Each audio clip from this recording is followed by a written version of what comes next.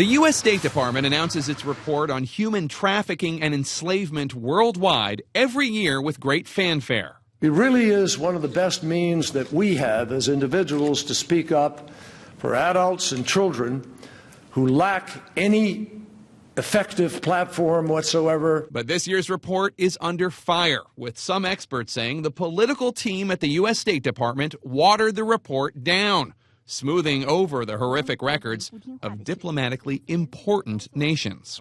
It seems that this year the process was allowed to be infected a bit more by politicization than before. Reuters reporter Matt Spetelnik and Jason Dept say the independent government office tasked to grade conditions such as these was overruled 14 out of 17 times by those more focused on diplomacy than on human rights.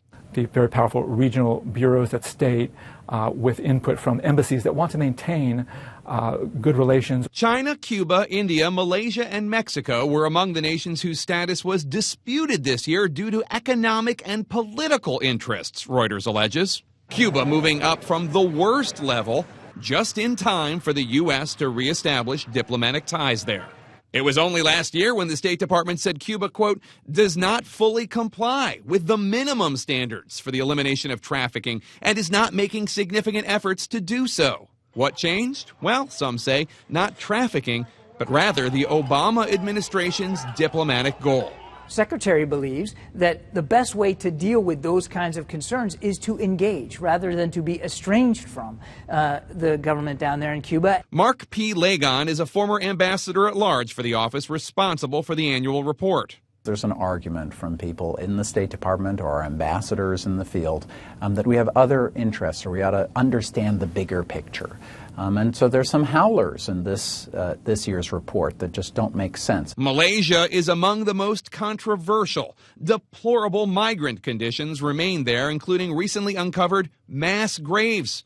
Reuters alleges the nation was upgraded to keep it eligible for the Trans-Pacific Partnership, also a top Obama policy imperative. A pointed letter to Secretary of State John Kerry signed by at least 170 members of Congress last month read, Malaysia has earned its place on Tier 3, the bottom level. We're left to conclude Malaysia's upgrade has been driven by external considerations. The State Department did not respond to CNN's request for comment. Just as this report was airing, we did receive this from Mark Toner, the deputy spokesman of the U.S. State Department. Quote, we are aware of the Reuters story. The department generally does not comment on internal deliberations, but I will say this. Colleagues from across the department engage in iterative, fact-based deliberations on the annual Trafficking in Persons report. These deliberations produce the annual country reports and inform the Secretary's decisions on tier rankings. The department stands behind the findings and the process of this report.